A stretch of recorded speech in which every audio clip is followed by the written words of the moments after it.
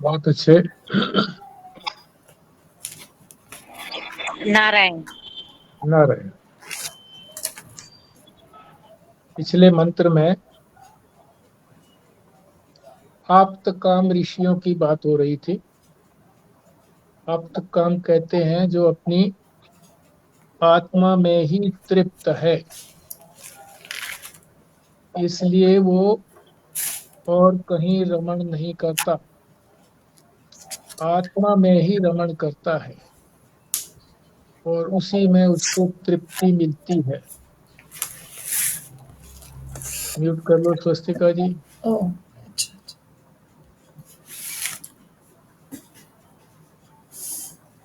तो आप्तकाम जो ऋषि हैं वो देवयान मार्ग से जाते हैं।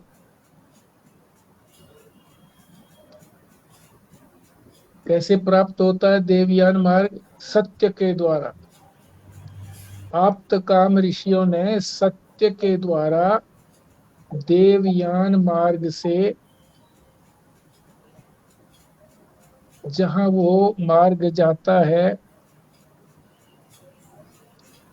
वो सत्य का परम निधान पद उनको मिलता है, यानी परम पद की प्राप्ति होती है।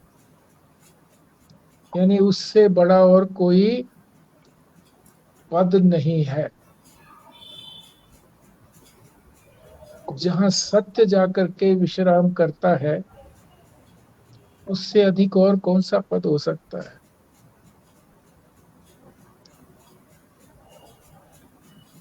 तो वो परम धाम, यानी परम निधान, परम आश्रय, परम घर क्या है, कैसा है,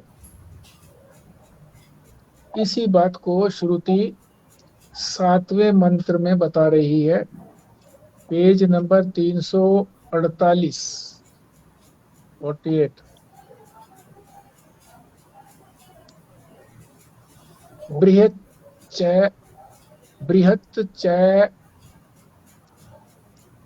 तद दिव्यम अचिन्त्य रूपम सूक्ष्माच च तत् सूक्ष्मतरम विभाति दूरात सुदूरे तद इह अंतिके च पश्यत इव इहैव निहितम गुहायाम। एक एक शब्द का अर्थ समझते हैं ठीक प्रकार से।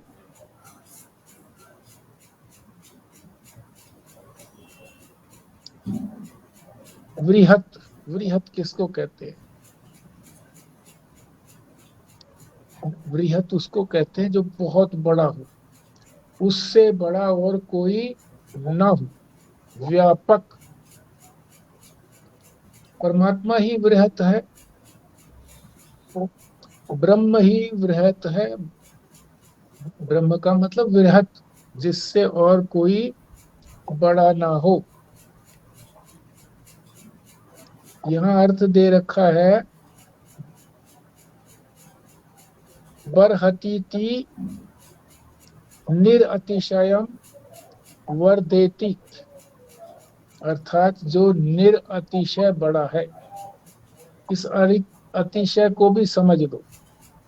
अतिशय कहते हैं बहुत ज्यादा, और निरतिशय कहते हैं कि उसको और बड़ा नहीं किया जा सकता, इससे बड़ा और कोई है नहीं, इसलिए इससे बड़ा निरतिशय। निरतिशय शब्द जो है किसी के साथ भी लगा देते हैं। निरतिशय आनंद, निरतिशय ज्ञान,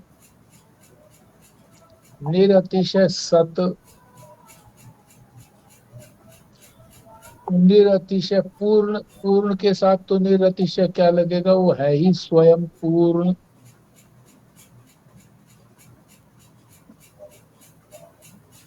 अर्थात जो निरतिशय है, इससे बड़ा कोई न हो, न देश बड़ा, न काल बड़ा, न वस्तु बड़ी उससे। देश, देश का मतलब हम समझते हैं स्थान। कितना सारा स्थान है, सारी दुनिया जिसमें समाई हुई है। उसकी बात छोड़िए, एक ब्रह्मांड में पता नहीं कितने देश हैं। और जो परमात्मा का देश है, स्थान है, देश कहते हैं उसको या स्थान कहो, उसमें तो असंख्य ब्रह्मांड हैं। तो कितना बड़ा होगा वो, अनुमान लगा सकते हैं। काल, समय भी कोई उससे बड़ा नहीं है। हम समय को तो बहुत बड़ा मानते हैं ना। भूत भविष्य वर्तमान तीनों को मिला करके हम कहते हैं कि अब तो ये काल बहुत बड़ा हो गया। जितना भूत चला गया पीछे और जितना और आगे आएगा, ये आता ही रहता है, समाप्त नहीं होता काल। पर उससे भी जो बड़ा है, काल से भी बड़ा है, जो यानी काल का काल है, महाकाल। वस्तु, वस्तु भी उससे कोई बड़ी नहीं है, यानी उसके अतिरिक्त और कोई वस्तु है ही नहीं। उसी को वस्तु कहना चाहो तो वस्तु कह लो, कि वस्तु तो केवल एकमात्र परमात्मा ही है, ब्रह्म ही है, और तो सारी अवस्तुएं हैं। अवस्तुएं कैसे कह दिया? क्योंकि वो छोटी हैं, परिच्छिन्न हैं, सीमित हैं वस्तुएं। और सीमित जो है वो बदलती ही रहेगी, उसमें कभी पूर्णता नहीं आ सकती। तो ये वृहत का अर्थ बताया है कि निरअतिशय बड़ा हो, जिससे बड़ा न देश हो, न काल हो, न वस्तु हो, कोई नहीं हो।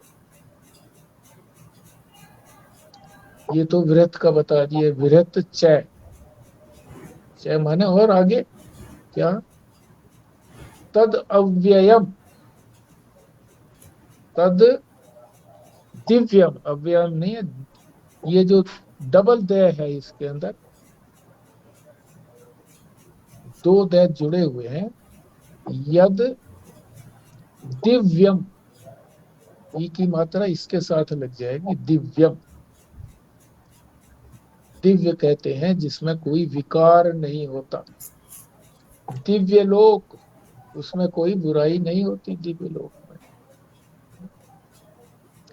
दिव्य स्वरूप परमात्मा का, प्रकाश रूप, उसमें कोई अंधकार का नाम नहीं। ये जो देश तद, ये जो देश काल वस्तु है, ये तो माया का ही है ना। ये सारी चीजें तो देश काल वस्तु। बिल्कुल, बिल्कुल माया की हैं। माया ने ही बनाई है इस सारे संसार को चलाने के लिए। और फिर जो माया को कंट्रोल करता है वो तो फिर इसके अधीन नहीं हो सकता। हाँ, वो तो बड़ा ही होगा इससे। माया तो उसके एक अंश में विद्यमान है, और किसी स्थान पर एक 1/10वां हिस्सा बताया है कि भाई वो 10वां हिस्सा है उस व्यापक परमात्मा का। तो कुछ भी नहीं हुआ। और कितनी बड़ी लगती है माया हमको, कितने बड़ा ब्रह्मांड सारे रच दिए हैं उसने। माया नहीं तो रचे सारे ब्रह्मांड। ब्रह्मा भी उसी का बना हुआ, सब माया से अतिरिक्त कोई और इस संसार में नहीं है। केवल मात्र परमात्मा ही उससे अतिरिक्त है। तो यहाँ लिखा है विकारी नहीं है, यानी उसके अंदर कोई विकार नहीं आता। प्रकाश में क्या विकार आएगा? प्रकाश तो प्रकाश प्रकाश है, उसमें अंधकार ही तो विकार होता है, तो अंधकार कैसे आएगा? उसको ज्ञान भी कह सकते हैं। ज्ञान में अज्ञान कैसे आएगा? नहीं आएगा। आगे है अचिंत्यम, अचिंत्य रूपम, उसके रूप का चिंतन नहीं किया जा सकता। चिंतन तो एक तो वाणी से बोल करके चिंतन होता है,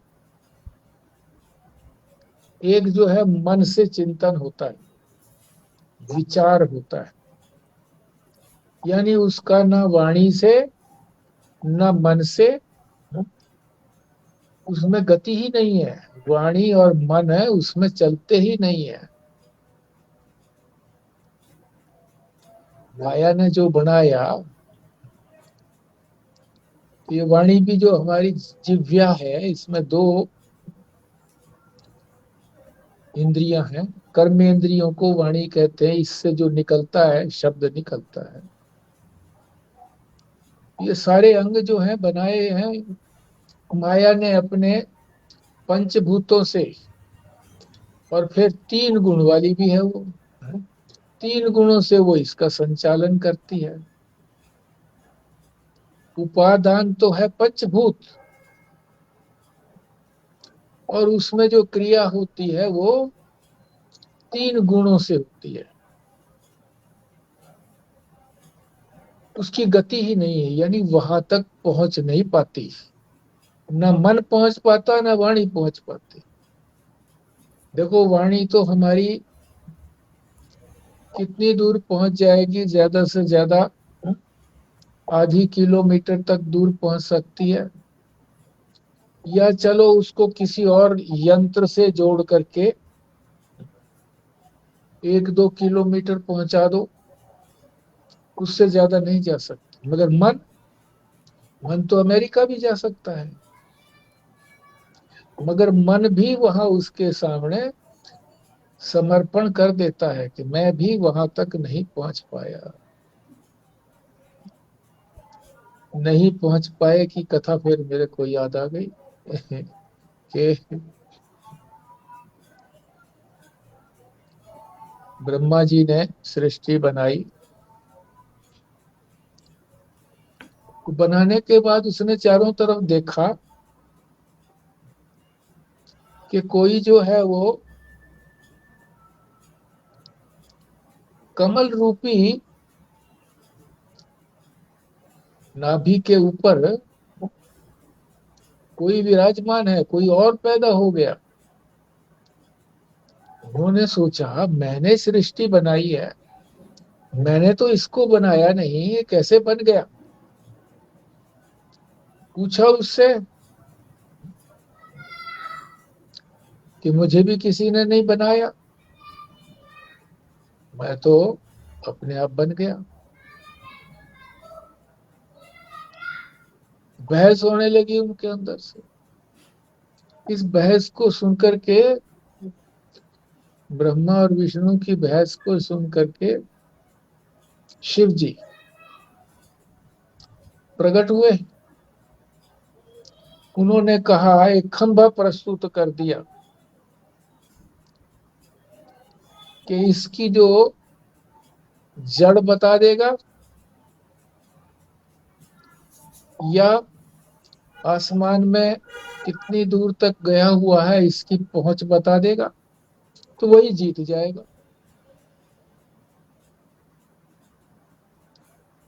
तो ब्रह्मा जी जो है वो तो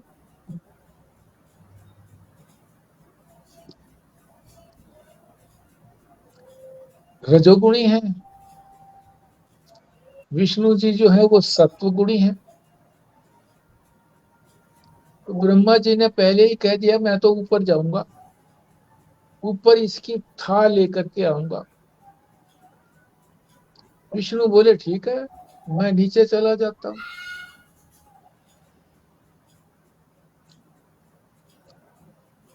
तो कहा जाता है कि विष्णु ने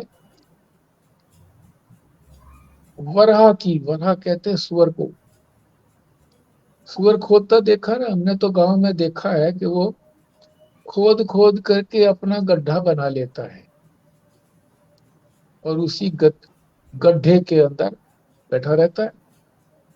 उस गड्ढे में पानी भर जाता है, गड्ढे में उसी में लोटपोट होता रहता है। तो वराह का रूप धारण करके नीचे गए। अनंत वर्ष हो गए, कोई नहीं आया तो ब्रह्मा जी ने सोचा, वापस नहीं आया कोई, कि कभी विष्णु जी आ जाएं और वो जीत जाएं, उन्होंने उनको था मिल गई हो, तो मैं ही जल्दी से पहुंच जाता हूं और बता देता हूं कि मुझे था मिल गई ऊपर आसमान में।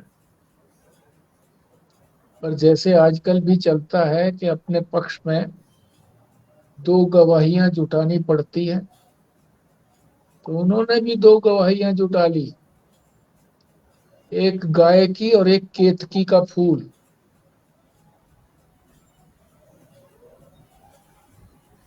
उनसे क्या कहा, उनको लालच दे करके, तभी से ये रिश्वत का बोलबाला होने लगा।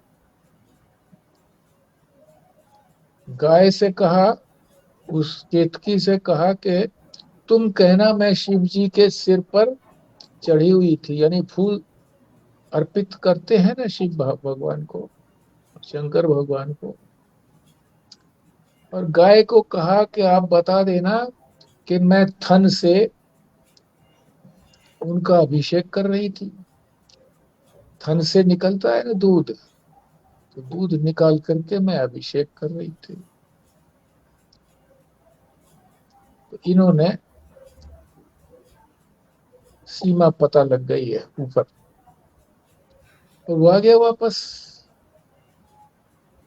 विष्णु जी तब तक आए नहीं थे, तो विष्णु जी आए फिर। विष्णु जी कहने लगे कि मुझे था का पता नहीं लगा। ब्रह्मा जी कहने लगे मुझे तो पता लग गया। भगवान शंकर ने कहा, कैसे पता लगा? देखो भला ये दो गवाहियां हैं, ये केतकी का फूल उनके मस्तक पर, सिर पर चढ़ा हुआ था, और ये अपने थन से दूध जो थी वो उनको अभिषेक कर रही थी।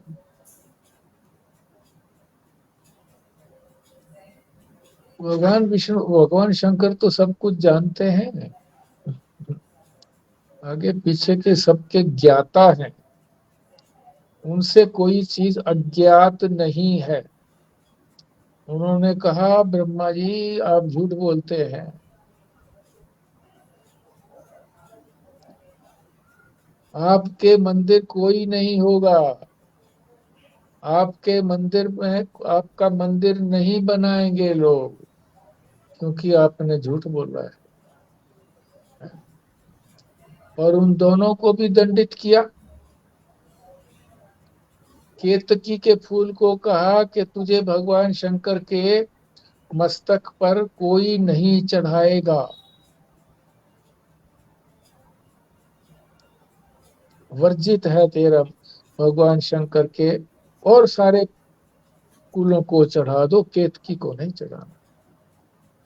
गाय को कहा कि तुम जो है वो झूठ बोला है, तो तुम गलियों का मैला खाया करो। हम देखते ही आजकल गाय जो है वो प्लास्टिक है और गंदगी गंदगी इधर उधर की खाती है। तो देखो हमारे ऋषियों ने पहले जो कथाएं बनाई थी, भविष्य की भी वो जानकारी दे देती है। ऋषि हमारे सर्वज्ञ हैं, भूत भविष्य वर्तमान सबके जानकार।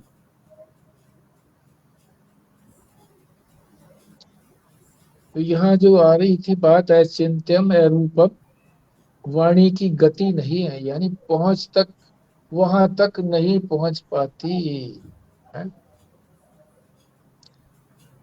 जब ब्रह्मा और विष्णु जैसे जो हैं वो भी वहां तक नहीं पहुंच पाए, तो और कौन पहुंच पाएगा?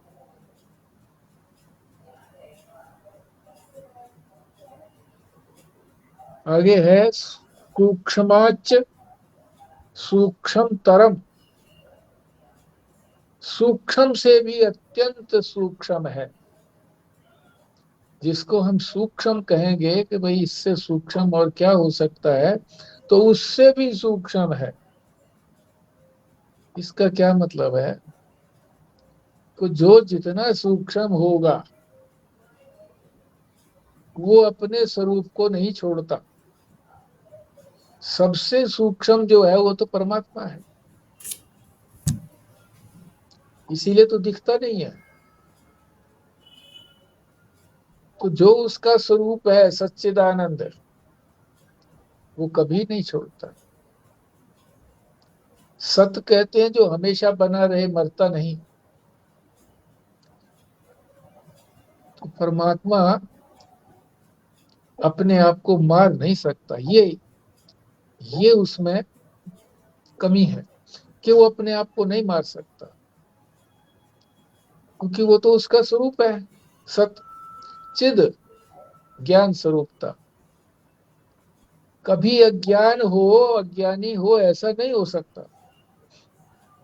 ज्ञान ही ज्ञान है, सर्वत्र संसार में ज्ञान के अतिरिक्त कुछ भी नहीं है।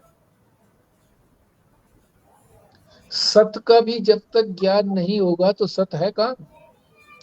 तो सत का ज्ञान तो किया ऋषियों ने, तभी तो वो आप्त काम हो गए, अपनी आत्मा में ही तृप्त रहते थे।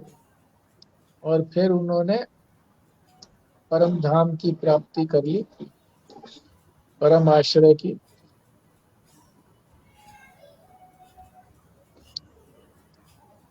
अर्थात अपना स्वरूप नहीं छोड़ता। आनंद भी इसी तरह से है कि इस संसार में आनंद ही आनंद है, उसके अतिरिक्त और कोई है ही नहीं। यानी दुख नाम की चीज संसार में नहीं है। और हमें तो दुख ही दुख दिखता है, अनुभव में आता है दुख ही दुख।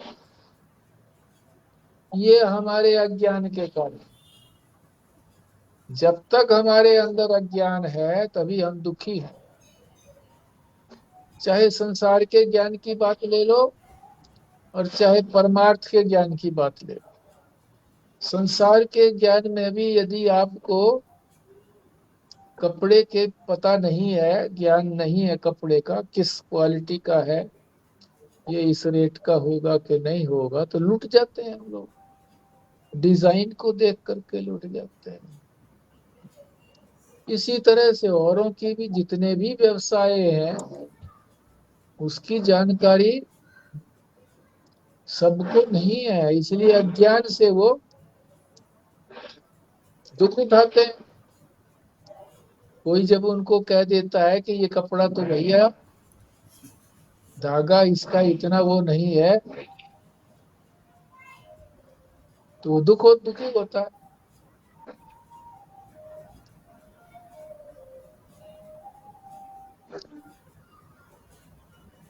आगे है दूरात सुदूरे। दूरात, दूर का मतलब जो दूर है, बहुत दूर है। और उससे भी जो और दूर है, सुदूरे। सुलिख लगता है अच्छी तरह से दूर है, खूब दूर है, दूर से भी दूर है। इतना दूर है कि वहां कोई पहुंच ही नहीं सकता। इसीलिए बताया है अगम्य, कि वहां तक पहुंच नहीं सकते, गमन नहीं हो सकता वहां तक। गमन कहते हैं जाना, इसीलिए वो अप्राप्य है। वो प्राप्त करना भी कठिन है, उसकी जल्दी से वो प्राप्त नहीं होता। क्या नहीं प्राप्त होता? परम पद का स्वरूप। यानी परम पद का स्वरूप क्या है? सच्चिद आनंद। तो वो जल्दी से प्राप्त नहीं होता, क्योंकि वो दूर से दूर है, वहां तक किसी की पहुंच नहीं। आगे है तद इहांतिके। तत् माने वह, इहा माने यही, अंतिके, अंतिके कहते निकट, अत्यंत समीप। तो अत्यंत समीप किसके लिए है? ज्ञानी के लिए। और दूर किसके लिए है? अज्ञानी के लिए। ज्ञानी के लिए निकट कैसे है?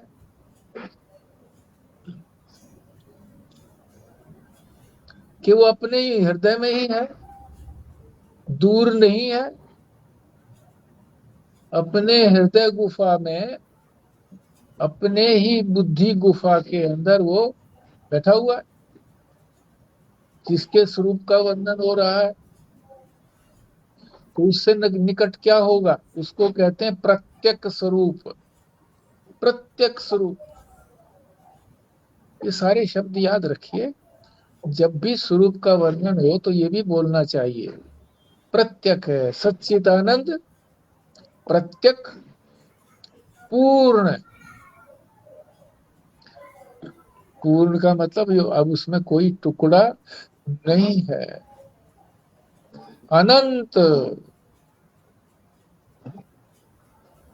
ये सारी शब्दावली उसी के स्वरूप को बताने के लिए बताई जाती है।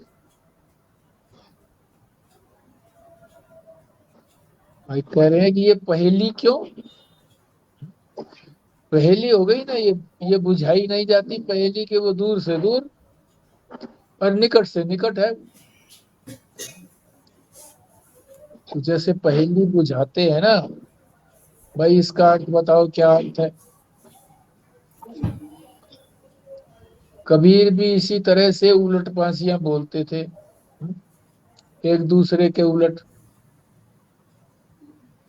पानी बीच मीन प्यासी, पानी के अंदर मछली प्यासी, ऐसे हो सकता है? पानी ही तो जीवन है उसका,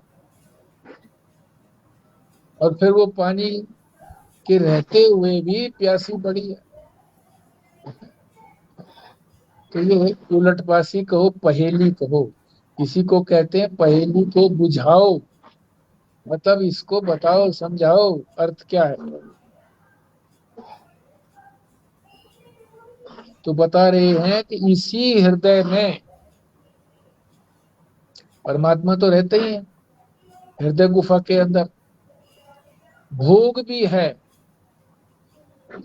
हम जो भोगते हैं पदार्थों के सुख लेने के लिए, इन पदार्थों में सुख है, उसको भोगते हैं।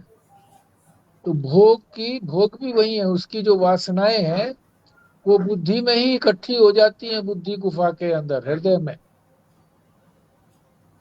और परमात्मा भी वहीं बैठा है, इसीलिए परमात्मा नहीं दिखता। क्यों नहीं दिखता? क्योंकि भोग की वासनाएं पड़ी है, उनका जो है वो बादल छा जाता है। बादल छोटा होता है मगर फिर भी सूर्य को ढक लेता है। कैसे ढक लेता है? ढक सकता नहीं, ये भी बात निश्चित है कि वो कैसे ढकेगा। अनंत गुणा सूर्य का विस्तार है, और बादल तो विस्तार है नहीं, फिर कैसे ढक लेता है? अरे वो हमारी आंख को ढक लेता है, सूर्य को तो नहीं ढक सकता। हमारी आंख को ढक देता है तो सूर्य दिखता नहीं है। आंख के आगे एक तिनका भी ऐसे लगता है जैसे कोई बड़ा पेड़ हो, जरा सी कोई आंख में घुस जाए चीज, है, बेचैन हो जाते हैं। तो ये वासनाओं ने, उस वासनाएं उसके ऊपर छा गई है, भोग की वासनाएं। और परमात्मा भी वही बैठा हुआ है, तो परमात्मा के ऊपर ही, उसके स्वरूप पर भी ये छा गए।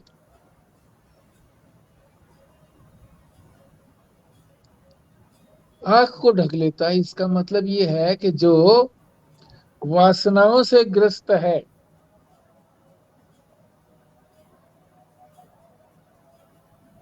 वो नहीं देख सकता उसको। हमारी आंख कैसे देखेंगे उसको? आगे चलते हैं। इहि पश्यत्सु, वही, इहि माने वही, पश्यत्सु देखता है, वो देखता भी वही है। इस शरीर में बैठ करके हम समझते हैं कि हम देख रहे हैं, हमारी गलत फहमी है।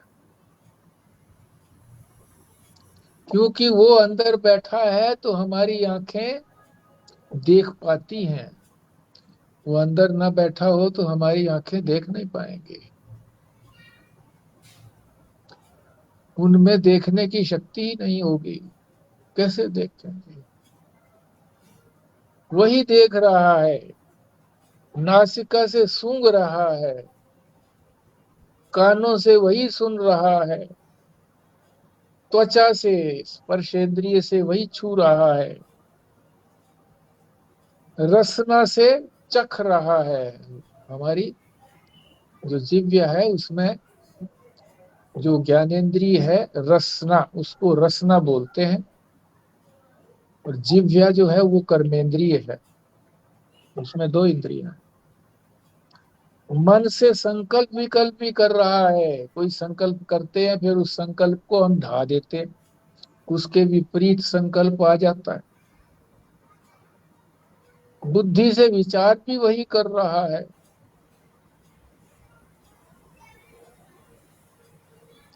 जो भीतर बैठ करके ये जो अहम अहम कर रहा है ना, हमारे अंदर, सबके अंदर सब अहम अहम बोलते हैं, मैं। प्राणी मात्र मैं बोलता है। गाय भैंस की तो आवाज हम सुनते ही हैं, बकरी की भी सुनते हैं, मैं बोलती है। और भी पक्षी कीट पतंग अपनी आवाज जो बोलते हैं, उनकी आवाज को हम जानते नहीं है, भाषा को उनकी बोलते सभी अंदर से उसी की वाणी निकल रही है। वो इसी में बैठा है, तभी ये सब कुछ हो रहा है। वही परमात्मा है, उसी को परमात्मा कहते हैं। वही परम पद है, वही सारा सबसे बड़ा पद वही है, आश्रय वही है। वहीं जाकर के विश्राम मिलता है, अन्यथा तो संसार की भटकन, वहां दौड़ो वहां दौड़ो, ये छूट गया वो पकड़ो, ये पकड़ लिया ये बच गया, ये और पकड़ूंगा कल,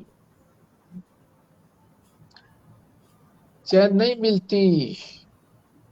भगवान ही चैन दिलाते हैं रात को, सुषुप्ति दे करके, गहरी नींद दे करके। हम थोड़ी लाते हैं नींद को, हमारे बस की बात थोड़ी है नींद लाना। डॉक्टरों की दवाइयां खा खा करके भी नींद नहीं आती, सुषुप्ति नहीं आती।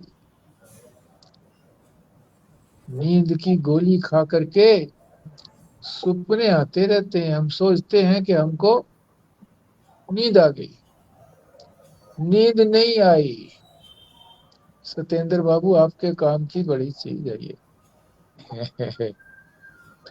तो परमात्मा ही जो है हमको मजबूरी में सुलाता है, नहीं तो हम रात को भी ना सोना चाहें। और अब संस्कृति यही बन गई है। दिल्ली में पढ़ा था अखबार के अंदर कि अब रात्रि में भी स्त्रियों की ड्यूटी रहा करेगी। उनकी सुरक्षा तो रखनी जो है कंपनी में जिम्मेदारी होगी, अपना वाहन भेजेगी कंपनी, मगर रात्रि में भी महिलाएं काम कर सकेंगी। लो जी, पुरुष तो करते ही थे, वो स्त्रियों को भी लगा दिया काम में। यानी किसी को चैन नहीं है। चैन कहाँ मिलता है? जब उस परमात्मा के स्वरूप में पहुंच जाते हैं। परमात्मा ही हमको गहरी नींद लाता है, हमारे बस की बात नहीं है। तो ये जितनी भी बातें कही हैं, तो इन्होंने तो थोड़ी कही है, आप सारी लगा लो। पांचों ज्ञानेंद्रियों की बात लगा लो, इन्होंने तो केवल नेत्र कहा है, नासिका कही है, कान कहे हैं, त्वचा की है, रसना, ये तो पांचों ज्ञानेंद्रियों की बात इन्होंने कह दी। और अंतःकरण के अंदर मन और बुद्धि प्रमुख हैं, उनकी भी बात कह दी। उसी के कारण सब कुछ हो रहा है। जैसे बिजली से ही सारे यंत्र चालू होते हैं। यंत्र अलग अलग हैं।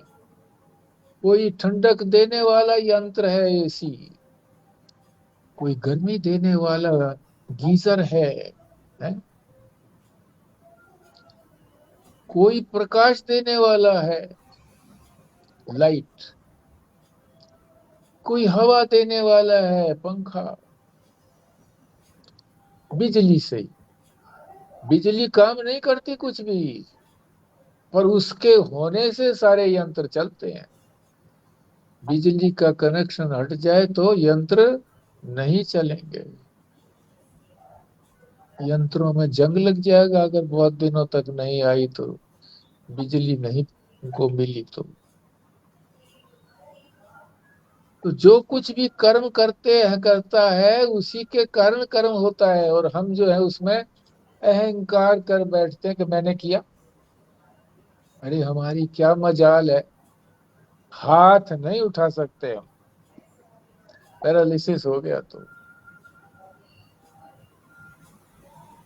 रमन महर्षि कहते हैं कि चाय का कप पकड़ा हुआ है, फूंक मारना चाहते हैं कि फूंक मार के थोड़ा एक घूंट पी ले, फूंक नहीं लगती, फूंक निकल जाती है शरीर की, प्राण पखेरु उड़ जाते हैं। रमन महर्षि कह रहे कोई सामान्य ऋषि की बात नहीं, सामान्य व्यक्ति की बात नहीं, सच्ची बात कह रहे। बैठे बैठे लुढ़क जाते हैं, सोए सोए लुढ़क जाते हैं, खत्म हुई बात। सवेरे देखते हैं, अरे उठे नहीं, इतनी देर होगी, आप तो 4 बजे उठते थे, आज तो 8 बज गए। देखा नहीं, गए बिस्तर भी खा लिए, कहाँ गए, बाथरूम में। देखा बाथरूम में लेटे पड़े। उठो उठो पापा, उठो दादा। कौन उठे? जिसके कारण चलना होता था, उठना होता था, बैठना होता था। अरे इतनी सारी चीजें उनके कारण हो रही है, भोग भी उन्हीं के कारण रहे हैं। मन और बुद्धि भोग करते हैं, मन नहीं हो खाने को। कोई अचानक ऐसा काम आ गया, तो खाएंगे तो सही फटाफट, और पूछेंगे कैसा स्वाद है, अरे मेरे को पता ही नहीं लगा। फैक्ट्री में आग लग गई, खाना सामने रखा हुआ है, छोड़ के भाग लिए। तो खाना भी बस में नहीं है हमारे, भोग भी बस में नहीं है। चीनी के मिल जिसके लगे हुए हैं, शुगर हो गई, नहीं खा पाता। शुगर का दाना भी नहीं खा पाता।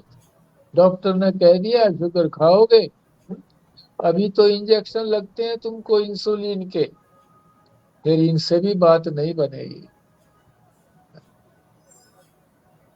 स्ट्रोक हो जाएगा। अच्छा नहीं खा सकते भाई। सब कुछ परमात्मा से होता है, कर्म भी परमात्मा ही करते हैं, हमारे द्वारा करते हैं। जैसे कड़छी को बटलोही में हम डालते हैं दाल कटोरी में डालने के लिए, तो कड़छी को कोई स्वाद आता है क्या? नहीं, कोई भी स्वाद नहीं आता। कड़छी से पूछो कि क्या स्वाद था दाल का, नहीं। तो ऐसा बनना है, स्वाद आए तो उसका ध्यान करो। अरे परमात्मा ही स्वाद दे रहा है, मैं क्या स्वाद दूंगा इसमें, मैं तो कड़छी हूँ। कहा भी ऐसा एक स्थल पर, मैं तो कड़छी हूँ बस, है? चलाता वही है कड़छी को, कड़छी को क्या आएगा स्वाद। आप अनेक चीजें इसी तरह से सोच सकते हो। ये सोच सोच कर ही 2-4 चीजें मैंने और एक्स्ट्रा बताई हैं। आप इसी से शब्दावली से, इनकी शब्दावली, यही तो चिंतन है। इसी को कहते हैं कि जो शास्त्र ने बताया उसके अतिरिक्त भी आप चिंतन करो और अपने ज्ञान को दृढ़ करो। मनन, उसी को मनन कहते हैं। अपनी फैक्ट्री चालू करो, कभी कल्पना करो ऐसे ही। अभी जो हम कल्पना करते हैं संसार की, फिर कल्पना करो संसार में जो भी कुछ होता है उसी की मर्जी से होता है। पत्ता भी उसकी मर्जी के बिना नहीं हिलता। मैंने महाराज जी से एक बार पूछा, महाराज जी ऐसा कहते हैं पत्ता भी उनकी मर्जी के बिना नहीं हिलता। मैं कहा ऐसा कैसे संभव है, हम तो देखते हैं कि वो उड़ते हुए पत्तों को। बोले परमात्मा में कोई जगह ही नहीं है, इतना व्यापक है। हैं? पत्ता कैसे उड़ेगा उनकी मर्जी के बिना। हैं? तो ऐसा समझे कि मैं तो पत्ता हूं। अब मैं कहा, मुझे तो जो हिलने को जगह नहीं है, परमात्मा ही परमात्मा है सब जगह। तो इस प्रकार का चिंतन करें, अपने स्वरूप का चिंतन करें। परमात्मा के स्वरूप का चिंतन है ये, आत्मा का स्वरूप का चिंतन है ये। उसी को ये श्रुति जो है, सातवां मंत्र संक्षेप में बता रही है। श्रुति जो है वो संक्षेप में बोलती है, पर बार बार बोलती है। क्यों? श्रुति को आलस्य नहीं है, और जो श्रुति को समझाता है उसे भी आलस्य नहीं है। बार बार समझाएगा, शिष्य बार बार पूछेगा, बार बार बताएगा, कभी उस पर क्रोधित नहीं होता, बताता है उसको। जैसे नानी कोई कहानी सुनाती है कल्पना की। एक बांझ औरत थी,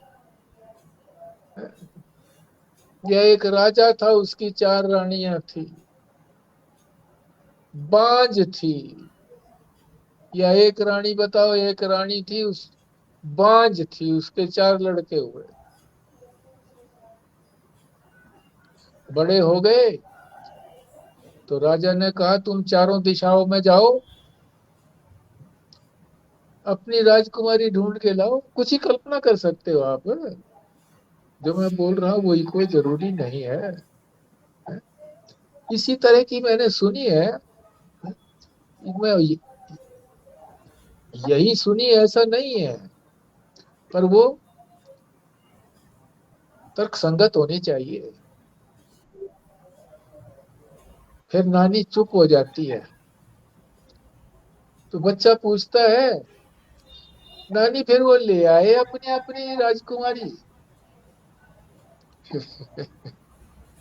फिर आगे बोलती है, बच्चा सो जाता है। सोने का ही, सुलाने का ही उद्देश्य था नानी का, कि बच्चा सो जाए। कोई उसके बांझ के कोई पुत्र थोड़े ही होंगे, हैं? और फिर आगे चार राजकुमार थोड़े ही बनेंगे, हैं?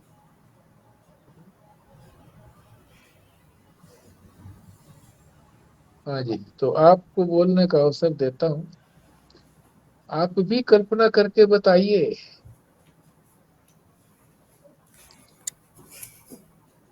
इस तरह से बोलने का प्रयत्न कीजिए, एकांत में कीजिए, ये सोच करके कि कोई सुन रहा है तो सुना पाओगे, नहीं तो ये सोचोगे कोई सुन तो रहा नहीं, मैं किसको सुनाऊं। अब मैं देखता थोड़ा ही हूँ, आंखें बंद करके बोलता हूँ अभयारण्य की तरह से। उनको ये कह दो कि आंख खोल करके बोलो तो रुक जाएंगे। अब मुझे यही थोड़ा ही है कि भाई हाँ ये तो तीन ही आदमी जुटे पड़े हैं, चार ही जुटे पड़े हैं, चार को क्या सुनाना, अरे एक को एक हो तो भी सुनाओ। और महाराज जी के जो गुरु थे वो तो कहते थे कि घड़ी को सुनाओ। जब लोगों ने ये कहा कि जी सुबह की कथा में कम लोग आते हैं, जल्दी हो जाता है, सुबह थोड़ा देर करते हैं, आधा घंटा। हम बोले कोई नहीं आएगा ना, इतनी तो बात होगी, ना आए, घड़ी को सुनाओ। जो सुनाने वाले थे, कथाकार थे, उनकी तरफ से कुछ, जो सुनने वाले थे श्रोता, उन्होंने कहा था महाराज जी से, महाराज जी के गुरु जी से, कि ऐसा ऐसा है जी, कुछ समय जो है ना वो ज्यादा कर दो, 7 की बजाय 7:30 कर दो। बोले ना आए कोई बात नहीं है, एक तो आएगा, एक नहीं आएगा तो घड़ी तो है, उसको सुनाएगा। तो ऐसे ही कल्पना करो कि एक समूह सुन रहा है मेरी बात को, और जब ठीक प्रकार से बता पाओगे तो सबके सामने भी बता पाओगे।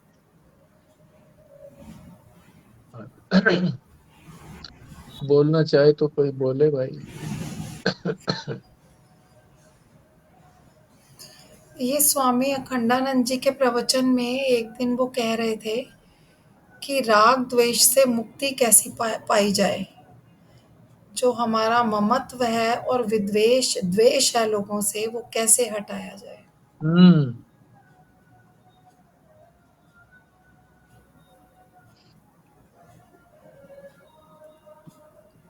हालांकि उन्होंने 3-4 वैसे मेथड भी बताए थे। हम्म। पहला तो उन्होंने यही बताया कि ये समझो कि ये संसार तो नश्वर है, हम्म। ये तो है ही नहीं। आज है तुम्हारे लिए, कल मृत्यु हो जाएगी तो तुम्हारे लिए है ही नहीं ये संसार। तो भी तुम्हारा इससे छूट जाएंगी चीजें ये धीरे धीरे। फिर दूसरा ये बताया कि ये समझो कि ये तुम्हारी, जो हमारी संपत्ति नहीं होती उस पे हम अपना रौब नहीं जमा सकते। ये तो जो संसार है ये हमारा है ही नहीं, ये संसार तो ईश्वर का है, ईश्वर की संपत्ति है। उसी ने बनाया, वही पालन कर रहा है और वही इसको लय कर देगा। और तीसरा ज्ञान की प्रक्रिया से बताया कि अगर आप ये समझ सको कि अ, मतलब सब जगह तत्व एक ही है और कुछ है ही नहीं उस तत्व के अलावा, तो फिर और कुछ है ही नहीं तो किससे राग और किससे द्वेष। ऐसे करके बताया था। एक और भी कोई तरीका बताया था, वो तो याद नहीं आ रहा अभी, पर वो अच्छा लगा था बहुत। हम्म। संसार की ओर आकर्षित क्यों होते हैं हम, बोलिए।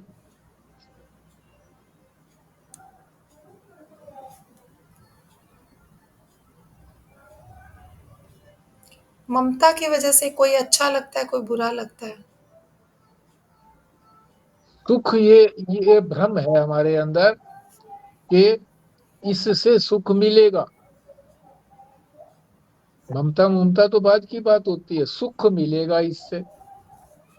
धन कमाते हैं, धन से सुख मिलेगा। संतान का पालन पोषण करते हैं, ये हमारे को काम आएंगे, ना भी सोचो भाई ऐसा, चलो ना सोचे कोई, तो भी हमें सुख होगा इससे। ममता से भी कि ये मेरी चीज है तो सुख होता है नहीं। बैंक के अंदर कई करोड़ मान लो हो गए हैं, वहां पड़े हैं ना बैंक में, भोग तो मैं रहा नहीं है, पर ये लगता है कि इससे भोग लूंगा, सुख का भोग हो रहा है,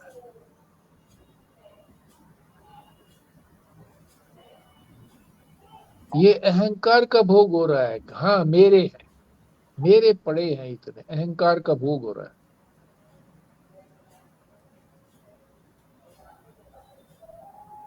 और ज्ञान की बात ये हो सकती है कि भोग तो ये यंत्र रहे हैं,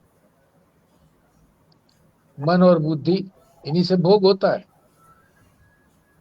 शरीर भोगता नहीं है, इंद्रियां थोड़ा बहुत भोगती हैं, पर मुख्य जो है वो तो मन और बुद्धि भोगते हैं अंतःकरण में। ये तो यंत्र है, ये मैं तो हूं नहीं। ये भोग तो इंद्रियों को मिल रहा है, मन को मिल रहा है, बुद्धि को मिल रहा है, मेरे को तो मिल नहीं रहा। मेरा स्वरूप तो सच्चित आनंद है, मैं तो पहले से ही आनंद में हूँ। है? मुझे इस भोग की क्या जरूरत है? अंबानी को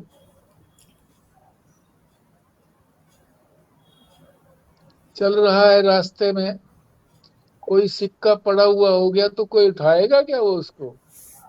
हाँ? करोड़ों अरबों का जो मालिक है, वो उस खरीज को, रुपए दिल्ली को क्या उठाएगा? नहीं उठाएगा। भोग है ये। भोग जो है हमें सब कुछ करने को बाध्य कर देता है।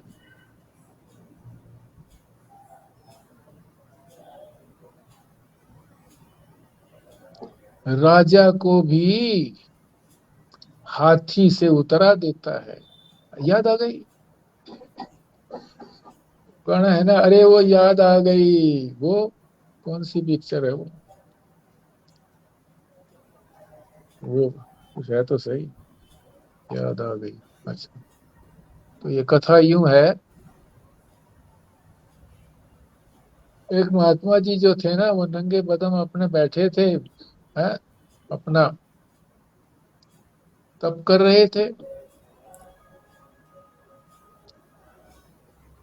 तो एक ने आकर के कुछ उनको उपहार देना चाहा, रुपया देना चाहा, कुछ धन।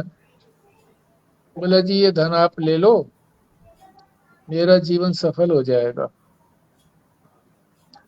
बोला देखो मुझे तो जरूरत है नहीं। तो बोला जी उसे किसको जरूरत है? बोला वो देखो दूर, दूर से राजा आ रहा है हाथी के ऊपर बैठा हुआ, उसको भेंट कर देना। बोले जी वो उसको, राजा को ये दूंगा भेंट? बोले दे तो सही, गरीब तो सबसे वो है, मैं तो गरीब हूं नहीं। उसने गरीबी को देख करके ही कि बदन पर कपड़े नहीं है, तप के मारे उसका शरीर जो है ना कृश हो गया, पतला हो गया। तो यही सबसे गरीब है, इसको देना चाहिए। यही सोच करके वो गए थे महात्मा के पास व्यक्ति। तो बोले वो तो गरीब है, सबसे गरीब है, जा तो सही।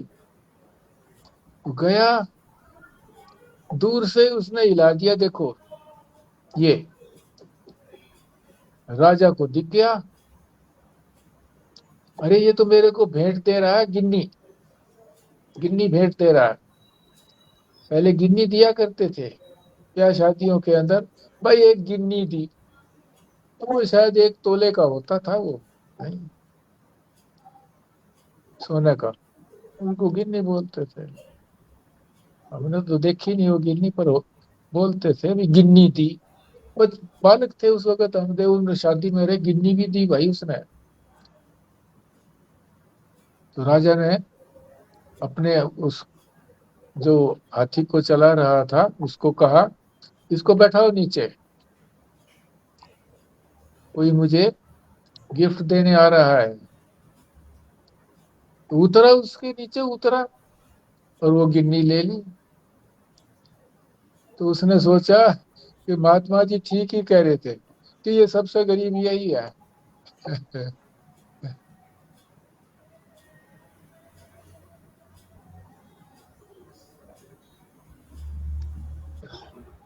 तो ये किस बात पे कही थी मुझे ध्यान नहीं आ रहा। आप याद दिलाओ किस बात पे कही थी। वो आपने कहा था ना कि भोग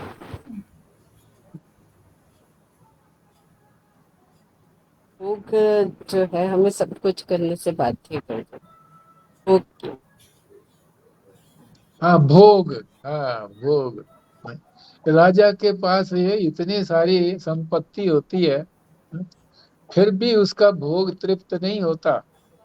पर यहाँ जो ऋषि हैं वो आप्त काम है, तृप्त हैं, अपनी आत्मा में ही तृप्त है। ठीक बात है। संजीव शर्मा शायद वृंदावन चले गए हैं, तो 2 दिन के लिए, इसीलिए आज नहीं दिखाई पड़े वो। पहले से प्रोग्राम बता रहे थे कि ऐसे ऐसे जाना है हमको, मेरे से भी कहा था चलने को। मैंने कहा भाई फटीक ज्यादा हो जाएगी।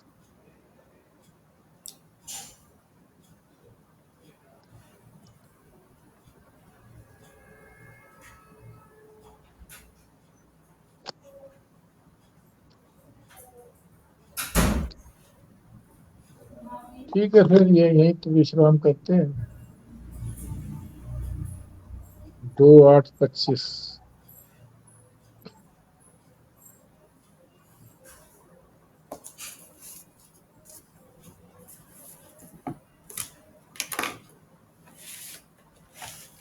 भल्ला जी आप करिए पूर्णाहुति। जी। ओम भद्रं कर्णेभिः शृणुयाम देवा भद्रं पश्येमाक्षभिर्यजत्रा स्थिरैरङ्गैस्तुष्टुवांस्तस्तुष्टिभिर्वेशां देवहितं यदायु। ओम शांति शांति शांति। ओम स्वस्ति न इंद्रो वृद्धश्रवा स्वस्ति न पूषा विश्ववेदा स्वस्ति नस्तरक्षो अरिष्टनेमिः स्वस्ति नो बृहस्पतिर्दधातु। ओम शांति शांति शांति। नारायण। नारायण।